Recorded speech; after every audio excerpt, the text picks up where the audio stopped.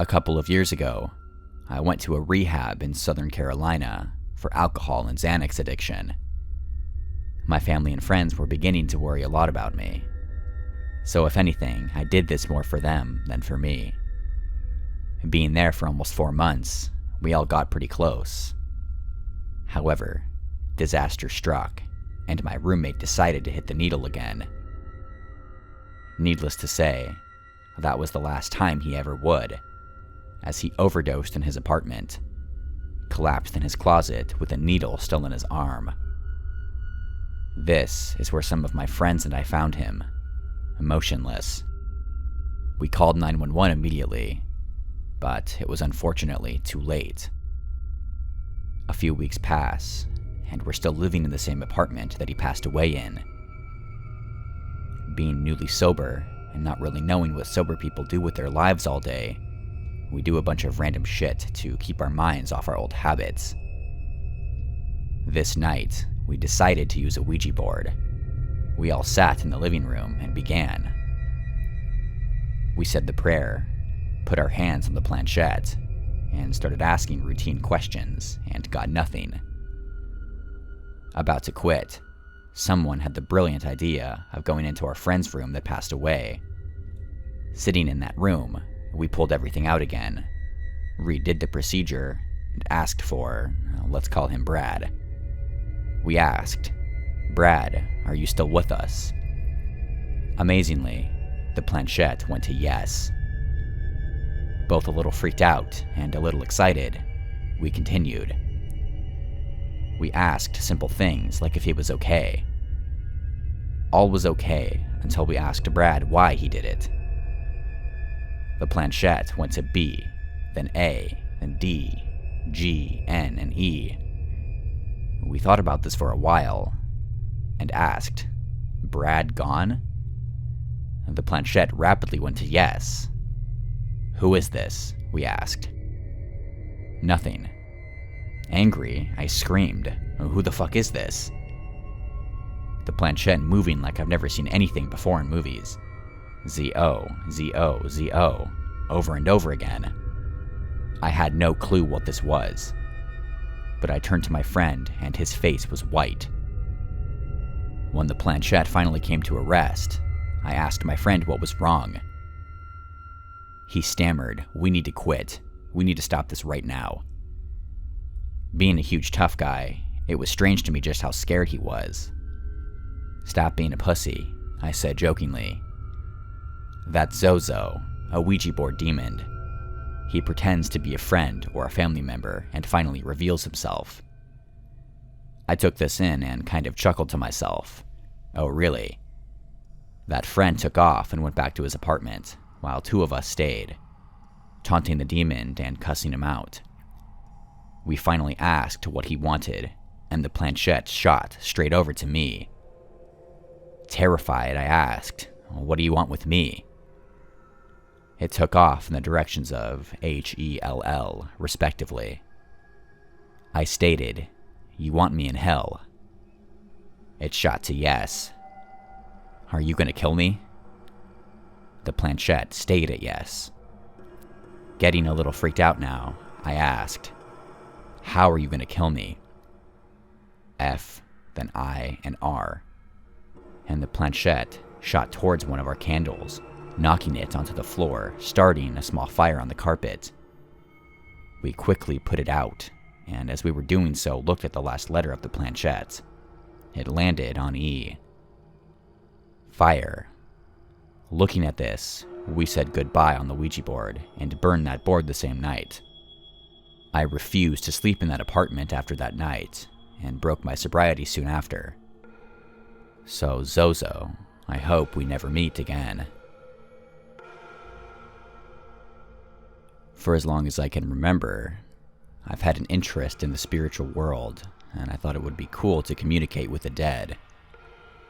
So back in 2014, my mom was browsing the local Facebook marketplace, and she came across someone selling a used Ouija board. It caught her attention because it was glow-in-the-dark, limited edition, and she decided to buy it for me. She had remembered playing with one as a child, and she thought that I would enjoy it too, since we talked about it in the past. She then decided to contact the seller, who would stop by to drop it off. It was one of those stormy, gloomy, almost spooky days when the guy came to the house to bring us the board. As soon as I saw it, I got a really bad vibe. Once the guy left, I told my mom, "I don't really feel safe using that. I want to do some research first." My mom was surprised at my reaction because before this point, I'd been interested in playing with it. I ended up surfing the web, watching YouTube videos, and hearing many, many stories, most of which were bad, which made me feel uncomfortable about trying the Ouija board out. My mom ended up packing it away in our box on our porch, where it stayed for many years. This brings us to 2022. By now, I'd gotten really interested in the paranormal, had learned a lot more about the Ouija boards and how dangerous they could actually be. So I reached out to my mom and asked, "Remember that Ouija board you put out on the porch years ago? I think you should probably get rid of it, because I heard that just having one in your house can bring on bad luck and negative energy." It's weird, because since moving to this house in 2014, we hadn't had a lot of good experiences. She replied, "Oh, I actually got rid of it the last time that I reorganized the porch." So let's fast forward to summer. I'm back at my mom's house. I go to school in a different part of the county, but return to her house in the summer. Once back there, I started to hear strange stuff in my bedroom, like whispering. I thought perhaps it was just the air conditioner, but it honestly sounded like voices. And I never heard anything of the sort until that summer. I also sensed that the Ouija board was still in the house. I decided to go look for it on the porch. That's when I saw the Ouija box, tucked away in a clear storage bin. I grabbed it and brought it to my mom. As we looked in the box, we both noticed that it looked different. The board in the box looked new almost. When we opened it, the planchette was still in its own separate wrap. This was not how we remember the board. When my mom got it from the guy, it had been used. The box had some wear and tear, and the planchette wasn't wrapped in anything. At this point, we're both pretty weirded out, and just wanted this thing out of the house. I'd heard that Ouija boards could come back and change if you don't properly dispose of them. For the time being, we put it in our backyard, because we weren't sure how to get rid of it. We just wanted it out of the house, but leaving it on our property was not a smart move either. Bad things started happening. The first thing was when my father got into a minor car accident. This was the only time in his life he'd been in an accident, in all of his 45 years of driving. Next, our basement flooded. Town sewage backed up into the basement. Nasty, I know. Before this, we had a dry basement, which had only gotten wet once, due to someone leaving a window open during a bad storm, too. The third thing to happen was when we had a handyman come over, and the guy almost fell through our basement stairs. He wasn't hurt, but it really scared my mom. She ended up getting the stairs completely replaced, even though it was super expensive. Then, another thing happened to my poor dad, which proved to be the scariest of all. There was a huge fire in his apartment. Multiple units were destroyed, including the one right above him. Thankfully, nobody was injured. His unit did suffer some water damage, so he was forced to move out. It would take at least 6 months for renovations to his apartment, so he couldn't move back in right away. One final thing happened. While the Ouija board was still in the backyard, my mom and I noticed we didn't have any hot water. So we went to the basement and discovered the water heater wasn't working.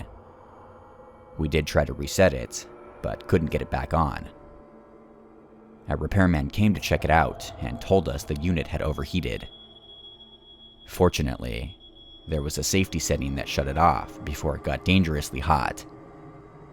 He then explained that the water heater's thermostat was faulty, or it should have never gotten that hot. If the safety switch hadn't shut it off, it could have blown up. We're very lucky. One thing I noticed is that even with all these close calls, no one was harmed. It was almost as if someone or something was watching out for us. After that last thing happened with the hot water heater, my mom and I agreed that we need to get that Ouija board off of our property. It seemed to be bringing us bad luck, and we were worried that things might get even worse.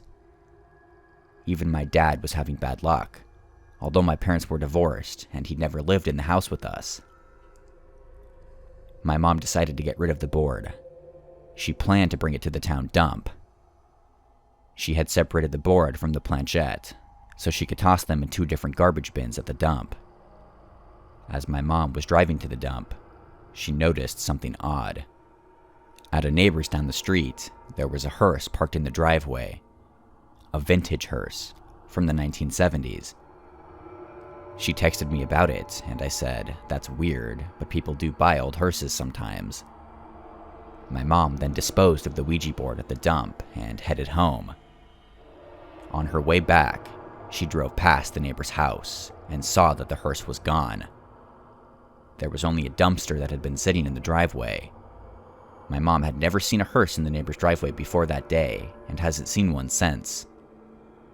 The neighbor's driveway was too short for both a hearse and a dumpster to be parked.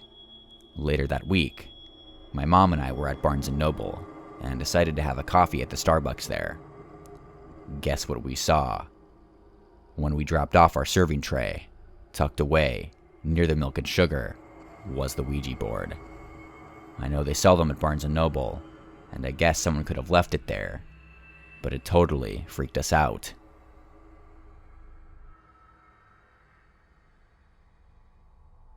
This story happened in October of 2004, back when I was still a 3rd year in high school. My friends and I stuck around the school late at night after our annual Halloween party. We had agreed to try out my friend's Ouija board. It wasn't the brightest of ideas, but we needed a thrill. We found a nice spot under a huge gnarl tree and proceeded with our half-assed ritual. There were 5 of us, 2 boys and 3 girls. We were all expecting some kind of paranormal contact. Rumors had it our school was haunted, but we've never really experienced anything firsthand, and it was Halloween when all the spirits came out to play. We all wanted to get spooked.